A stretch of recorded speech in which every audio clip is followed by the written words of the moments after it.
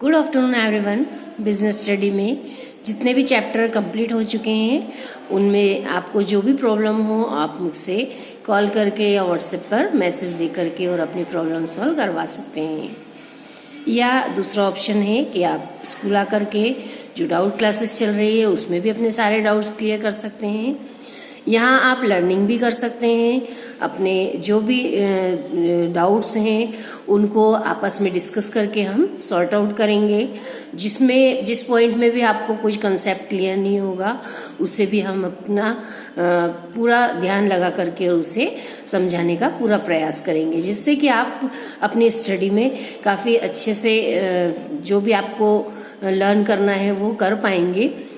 तो देखिए अब हम कितने चैप्टर कर चुके हैं उसका एक देख लेते हैं और उसके बाद फिर हम नया चैप्टर स्टार्ट करेंगे। चैप्टर फर्स्ट से लेकर के और पूरे फाइनेंशियल मार्केट तक हम कंप्लीट कर चुके हैं। उसमें chapter first nature and significance of management, second principle of management, third chapter business environment, fourth planning, fifth organisation, sixth staffing, seventh directing, eighth controlling, nine chapter business finance and 10th chapter financial market. ये chapter हमारे complete हो चुके हैं। अब हम start करने वाले हैं marketing and marketing management. Marketing क्या होती है इसके बारे में भी हम देखेंगे। मार्केट यानी बाजार में किस तरह से हम अपने प्रोडक्ट को लॉन्च करते हैं, उसका किस प्रकार से मार्केटिंग किया जाएगा, मतलब किस प्रकार से हम उपभोक्ताओं को प्रेरित करेंगे कि वे हमारे ही बनाए हुए जो प्रोडक्ट हैं उसका यूज करें। तो इंट्रोडक्टरी में देखते हैं, marketing is the economic process by means of which goods and services are exchanged and their values are determined in terms of money prices. Today market focuses on customers needs and produces what customers need in the quantity that the consumer requires and at a price that the consumer can pay. This concept is also emerging from the words of H.L. Hansen. Marketing is the process of discovering and translating consumers' needs and wants into product and services specification, creating a demand for these product and services, and then in turn expanding this demand. इस प्रकार से जो marketing का introductory है मतलब प्रारंभिक है, इसमें जो हमारा मैकेनिज्म का युग चल रहा है, जो स्पेशलाइजेशन है, इस युग में वस्तुओं का जो प्रोडक्शन और बहुत ही बड़े बड़े पैमाने पर होने लगा है, मतलब बहुत ही वृहद रूप से बिजनेस का क्षेत्र हुआ है। अतः यह आवश्यक है कि उत्पादन की वृद्धि के साथ साथ हम सेल्स में भी काफी वृद्धि हो, ऐसा बिजनेसमैन चाहते हैं। तो मैनेजमेंट के अंतर्गत नियोजन, जो प्लानिंग है, ऑर्गेनाइजेशन है और कंट्रोलिंग है, इनके द्वारा मिनिमम कॉस्ट पर हम मैक्सिमम प्रोडक्शन करवा सके, ऐसा प्रयास रहता है। तो जितना भी प्रोड्यूस्ड गुड्स है, जितनी भी सर्विसेज हैं, उनको कंज्यूमर्स तक उनकी रुचि या इंटरेस्ट के अकॉर्डिंग पहुंचाने के लिए जो प्रॉपर मार्केट जो होता है उसका मैनेजमेंट करना और श्रेष्ठ मार्केटिंग के लिए एक ऐसे मेथड होना जो बहुत ही आवश्यक है कि जिसमें कि कंज्यूमर्स हमारे ही प्रोडक्ट को यूज करने के लिए अब हैबिचुअल हो जाए। तो यह कार्य जो होगा वो विपणन प्रबंध के अंतर्गत मार्केटिंग मैनेजमेंट के माध्यम से कंप्लीट होता है। जितने भी कस्टमर्स हैं उनकी रुचि का ज्ञान करना, पूरा उनके हम नॉलेज रखें कि कौन सी वस्तुओं का कंज्यूमर्स यूज करना चाहते हैं और उसी के अकॉर्डिंग उनको प्रोड्यूस करना। तो उसका जो सही कार्य होगा वो एक अच्छा प्रबंधक कर सकता है। तो जो कस्टमर्स होते हैं उनका रुझान और उनकी पसंद का पूरा एनालिसिस करके, अध्ययन करके ही यह कार्य, मार्केटिंग का कार्य किया जाता है। मीनिंग ऑफ मार्केट, मार्केट का अर्थ क्या होगा? Traditionally the term market is used to refer to a place where buyers and sellers meet for exchanging goods and services. But in modern sense, the word market has got a wider scope and includes all the existing as well as the potential buyers of the produced product or a service. For example, an established mobile company is coming up with a new mobile handset with new features. The company will promote the sales by way of advertisement, and all those buyers who are ready to pay a price for that new mobile were included in market. Thus, market refers to the set of actual and potential buyers of a product or service. इस प्रकार से जो market का अर्थ होगा, meaning होगा, उसमें जो हमारी वस्तुएं हैं, जितनी भी सेवाएं हैं, सर्विसेज हैं, उनका सेल परचेस या एक्सचेंज को मार्केट में किया जाता है. लेकिन जो हमारी मॉडर्न आधुनिक युग है, उसमें बाजार शब्द या मार्केट का प्रयोग बहुत ही ब्रॉडर स्कोप में लिया जाता है, व्यापक क्षेत्र में लिया जाता है. वर्तमान में बाजार से अभिप्राय किसी भी वस्तु अथवा कोई भी सर्विस हो, कोई सेवा हो, उसके वास्तविक जो एक्चुअल क्रेता हैं, उनके साथ ही संभावित क्रेताओं के समूह से भी होगा. एक ऐसा ग्रुप जो हमारे यहाँ की सभी वस्तुओं को यूज करना चाहते हैं या नई नई वस्तुओं को वे उपयोग में लाते हैं. जैसे एक प्रतिष्ठित मोबाइल कंपनी के नवीनतम फीचर्स के साथ एक मोबाइल का प्रोडक्शन किया है, उत्पादन किया है. वह इस मोबाइल को मार्केट में लाने की डेट की घोषणा जब करते हैं तो वो एडवर्टाइजमेंट से कर देते हैं. तो वे सभी लोग जो इस मोबाइल को परचेस करना चाहते हैं, वो इसकी कीमत चुकाने के लिए बिल्कुल प्रिपेयर रहते हैं. उनका पूरा समूह उस मोबाइल का मार्केट कहलाएगा. और इस प्रकार यह कह सकते हैं कि मार्केट से आशय सभी प्रकार की जो प्रोड्यूस्ड गुड्स होता है या सर्विसेज होती है, उनके वास्तविक, एक्चुअल और संभावित जितने भी उनके संभावित क्रेता है या परचेजर हैं, उनसे लिया जाएगा. तो पोटेंशियल बायर्स जितने भी हैं, वे भी उसको खरीदने के लिए तैयार हैं, इसलिए उसकी डिमांड ज्यादा है ऐसा माना जाएगा. और उसके हिसाब से ही उसके मार्केट को तय किया जाता है और उसके हिसाब से फिर उसका प्रोडक्शन किया जाएगा.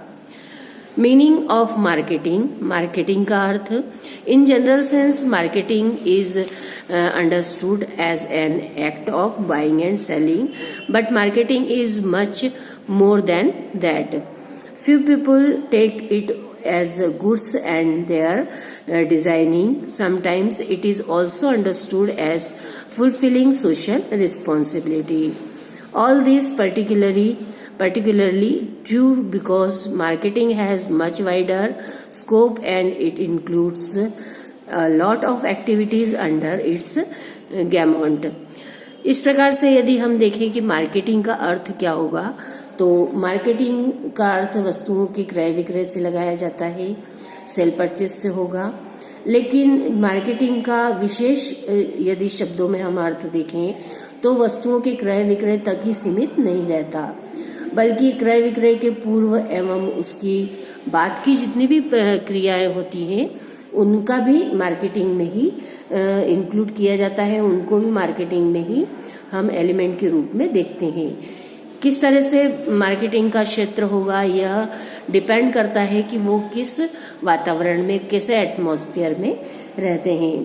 कुछ लोग इसकी व्याख्या वस्तु के व्यापार तथा उनके पश्चात उसके रूप या रूपांकन या डिजाइनिंग के रूप में भी करते हैं.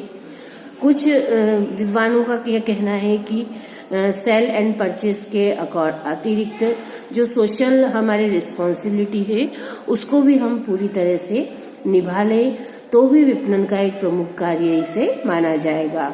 तो इसे भी विपणन का ही अर्थ मान करके और वे इसे भी उसका ही कार्य मानते हैं. ये सभी जो व्याख्याएं की गई है, आंशिक रूप से सही है, कुछ हद तक इसमें यह ट्रू माना जाता है, सही माना जाता है कि मार्केटिंग का क्षेत्र आजकल काफी व्यापक हो गया है। परंपरागत रूप से यदि ट्रेडिशनली हम देखें तो मार्केटिंग का अर्थ उन सारी बिजनेस की एक्टिविटीज को पूरा करना होता है जिसके कारण वस्तुएं और सेवाएं प्रोड्यूसर से लेकर के और कंज्यूमर्स तक पहुंच जाती है। तो इस प्रकार से इसका जो अर्थ है वो आपको बहुत अच्छे से समझना है। मार्केटिंग यदि आप देखते हैं कि मार्केट में अभी क्या चल रहा है तो उसके आधार पर भी आप मार्केटिंग का अर्थ आप स्वयं डिसाइड कर सकते हैं और अपने शब्दों में उसे लिख सकते हैं। मार्केटिंग की डेफिनेशन क्लार्क एंड क्लार्क की यहाँ पे बताई गई है। Marketing consist of those efforts which effect transfer in the ownership of goods and services and which provides for physical distribution। ये जो क्लार्क एंड क्लार्क की डेफिनेशन है, इनके अनुसार विपणन में मार्केटिंग में ऐसे सभी प्रयत्न, सारी एक्टिविटीज सम्मिलित की जाती है जो कि वस्तुओं और सेवाओं के स्वामित्व को, जो कि उनकी ऑनरशिप होती है, उसका ट्रांसफर करना और उसके फिजिकल डिस्ट्रीब्यूशन मतलब भौतिक वितरण कार्य में जो सहायक होते हैं। इस प्रकार जो here marketing is restricted to few activities only and the definition sense merely product oriented. यहाँ पे ये बताया गया है कि क्रय विक्रय है जो वस्तुओं का, उसमें जितना भी हमने वेयर हाउसिंग का वर्क किया है, डिस्ट्रीब्यूशन किया है और उत्पादन की जितनी भी क्रियाएं हैं उन सबको इसमें हम इंक्लूड करते हैं। लेकिन यहाँ पे यह सिर्फ इसमें यह पॉइंट ही बताया गया है कि बिजनेस में जो परचेज सेल किया जाएगा, जहाँ पे किया जाएगा वह जो होगा वो मार्केट होगा। But the modern concept of marketing is the customer-oriented approach which emphasizes more on the other related activities such as product designing, packaging, warehousing, transportation, branding, selling, advertising, and pricing. The modern definition conveys that consumer satisfaction is the key of achieving organizational goal.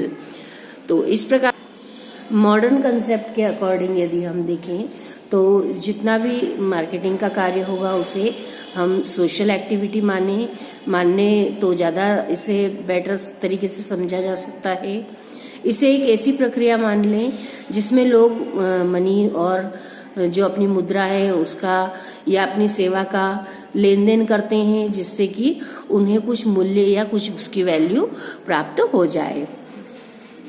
तो इस प्रकार से marketing का काफी व्यापक क्षेत्र है जिसमें कि हम उसको वेयर हाउसिंग को, ट्रांसपोर्टेशन को, ब्रांडिंग को, selling, advertisement, pricing and other activities को भी इंक्लूड कर लेते हैं।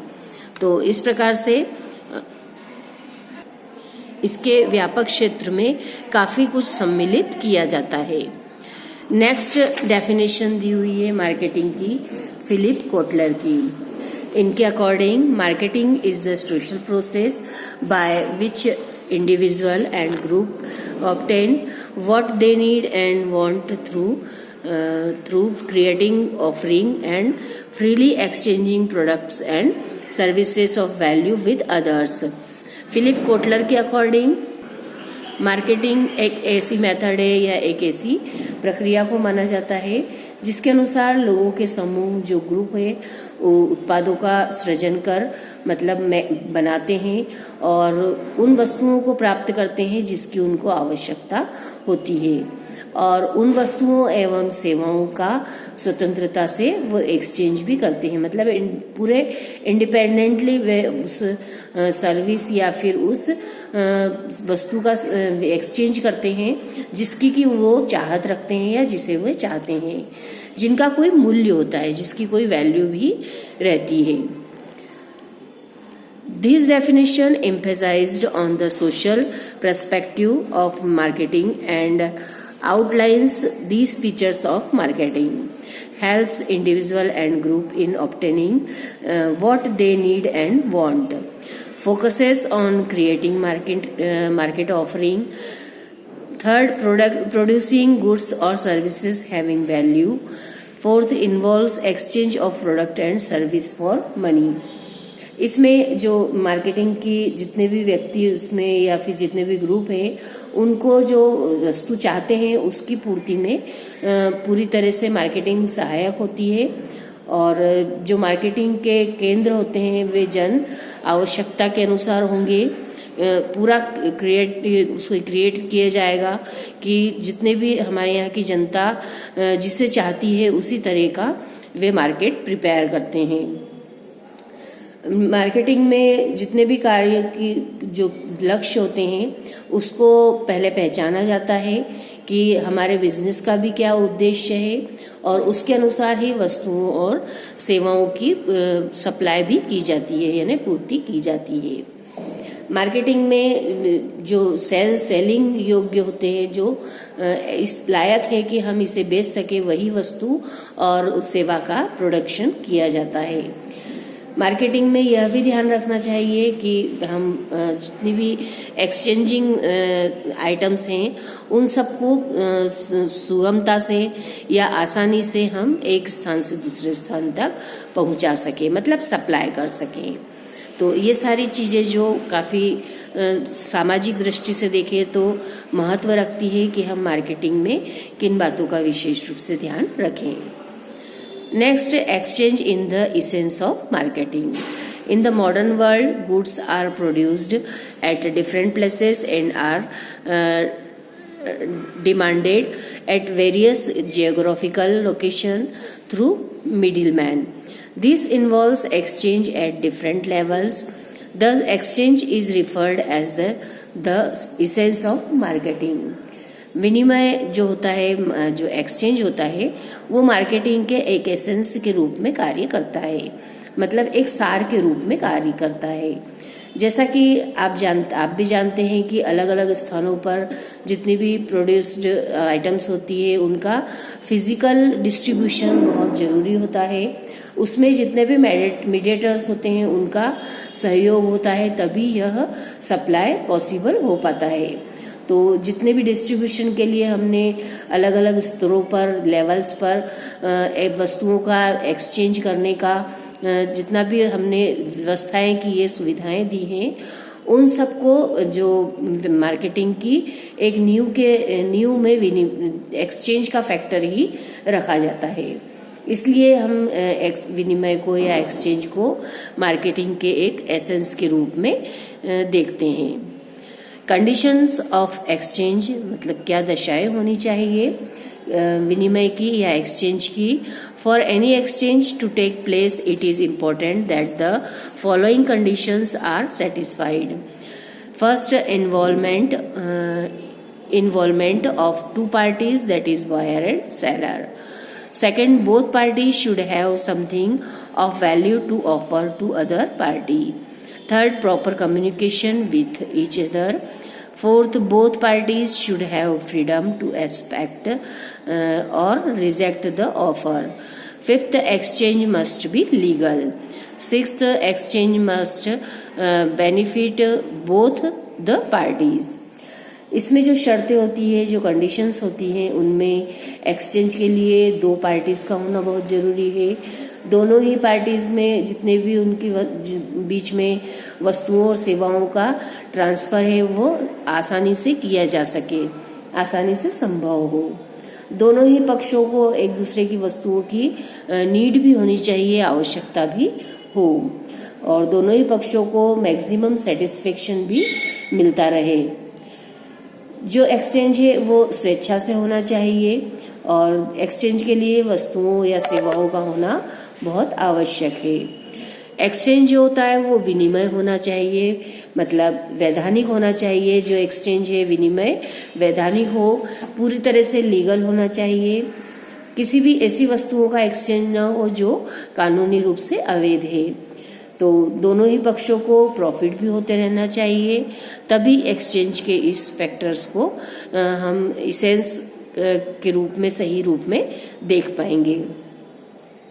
तो मार्केटिंग जो होता है वो समाज के प्रत्येक संगठन के लिए बहुत ही आवश्यक है, चाहे वो व्यावसायिक संगठन हो या फिर नॉन ऑर्गेनाइजेशन, नॉन कमर्शियल मतलब गैर व्यावसायिक या धार्मिक या सामाजिक या पारमार्थिक, राजनीतिक, किसी भी तरह का ऑर्गेनाइजेशन हो। हमें जो जितनी भी एक्टिविटीज़ करनी है वो कंज्यूमर को फोकस करके ही करनी चाहिए। व्हाट कैन बी मार्केटेड मतलब मार्केटिंग जो होती है वो किसकी की जानी चाहिए, मतलब हम किसका मार्केटिंग करें। तो इसके संबंध में है product is a bundle of utilities with which satisfied women wants. All the products which have some values can be marketed. Product includes not only physical objects but also includes services. So anything that is of value, be it product or services, can be marketed. एक जो product होता है वो जितनी भी हमारी use करने वाली चीजें होती है वो उसका एक ग्रुप होता है, उसका एक समूह के रूप में होता है। यह जो है मनुष्य की जितनी भी नीड्स होती है उनको सेटिस्फाइड करता है। मनुष्य अपनी जितनी भी आवश्यकताओं की पूर्ति के लिए वस्तुओं और सेवाओं का यूज करते हैं। वस्तुओं और सेवाओं का विशेष रूप से खरीदने के लिए उसके लिए उन्हें कुछ वैल्यू भी देनी पड़ती है, मूल्य भी देना होता है। इसके लिए वह जब वैल्यू दे करके और उस वस्तु को अपने पास लाते हैं तो उसे क्रय कहते हैं, मतलब परचेस कहते हैं। ये आप सभी लोग जानते होंगे। तो इससे स्पष्ट है कि कोई भी चीज जो क्रेता के लिए, परचेसर के लिए कुछ वैल्यू रखती है वो प्रोडक्ट कहलाती है। तो जो प्रोडक्ट होगा उसका फिजिकल या जो भौतिक या अभौतिक दोनों ही तरह से वो हम उसको उन तक पहुंचा सकते हैं। बस वस्तुएं जो होती है वो फिजिकल या भौतिक कहलाती है और सेवाएं अभौतिक कहलाती है, अनफिजिकल होगी। अतः कहा जाएगा कि प्रत्येक उस चीज का मार्केटिंग किया जा सकता है जो दूसरों के लिए कुछ वैल्यू रखती हो। तो व्यापक रूप में यदि हम देखें ब्रॉडर स्कोप में तो यह जो होगा प्रोडक्ट और सर्विसेज के अलावा एक व्यक्ति स्थान, विचार, उसकी संपत्ति, उसके एक्सपीरियंस, ऑर्गेनाइजेशन और कोई भी ऐसी घटना भी हो सकती है जो कि किसी एक पार्टी को लाभान्वित करती है। वे उसका यूज करते हैं और दूसरी पार्टी उसे पे करती है। तो इसलिए हम इसे कह सकते हैं कि मार्केटिंग हम किसी भी वस्तु का या सेवा का कर सकते हैं या किया जा सकता है। Meaning of marketer: a marketer is a person who plays an active role in the process of exchange. All goods and services are transferred from manufacturer to consumer by marketer. Thus, marketer refers to any persons or organization that provides goods or services to satisfy the need of the customers. जो विपणन करता होता है, marketer होता है, उसका क्या अर्थ होगा? तो मार्केटर से आशय उस पर्सन से लिया जाता है जो कि एक्सचेंज की प्रोसेस में एक्टिवली अपनी रोल को पूरा निभा पाता है। वस्तुओं और सेवाओं, जितनी भी आइटम्स हैं, जितनी भी सर्विसेज हैं, उनको प्रोड्यूसर से लेकर के कंज्यूमर्स तक के बीच में जो भी ट्रांसफरिंग की एक्टिविटीज होती है वो मार्केटर के द्वारा ही कंप्लीट की जाती है। तो मार्केटर जो होगा एक्सचेंज के हर लेवल पर अलग अलग रूपों में पाया जा सकता है। तो प्रत्येक वह व्यक्ति जो एक्सचेंज की प्रोसेस में अपनी एक्टिवली रोल को पूरा निभा पाता है उसे विपणनकर्ता या मार्केटर कहा जाता है। तो इस प्रकार से जितना भी हमने अभी तक देखा है इसमें आपको यदि कोई डाउट हो, कोई पॉइंट क्लियर ना हुआ हो तो आप मुझसे कॉल करके, व्हाट्सएप पर या किसी भी तरह आप मुझसे कांटेक्ट करके और अपनी प्रॉब्लम्स को शेयर कर सकते हैं, बता सकते हैं कि हमारे ये वाले पॉइंट में हमें क्लियर नहीं हुआ है या कंसेप्ट नहीं समझ में आया है। आपके डाउट्स अवश्य क्लियर किए जाएंगे और यदि आप क्लियर करके ही अपनी स्टडी को करेंगे तो ये आपके लिए काफ़ी प्रॉफिटेबल होगा। अब हम नेक्स्ट वीडियो में देखेंगे हमारे मार्केटिंग के फंक्शंस। तब तक आपके लिए होमवर्क यह है कि आप जब वीडियो देखते हैं तो बुक में से उसे ध्यान से पढ़ते भी रहिए और जितने पॉइंट्स आप समझ पाते हैं, जितने आपके कंसेप्ट क्लियर होते हैं, उसे आप याद भी कीजिए और याद करने के बाद उन्हें नोट डाउन कीजिए। नोट्स के माध्यम से जब आप इसके पूरा एक नोटबुक तैयार कर लेंगे तो आपके जब एग्ज़ाम्स टाइम होगा तो उसमें आपको सिर्फ एक बार ये पढ़ना रहेगा तो आपका वो रिवीजन काफ़ी अच्छा होगा और आपको यह क्लियर रहेगा कि हमने इसमें उस समय क्या समझा था। तो इस तरह से आप नोट्स प्रिपेयर करते रहिए। नोट्स यदि आपके बने हुए रहेंगे तो ये आपके लिए काफ़ी हेल्पफुल रहेगा एग्ज़ाम टाइम में।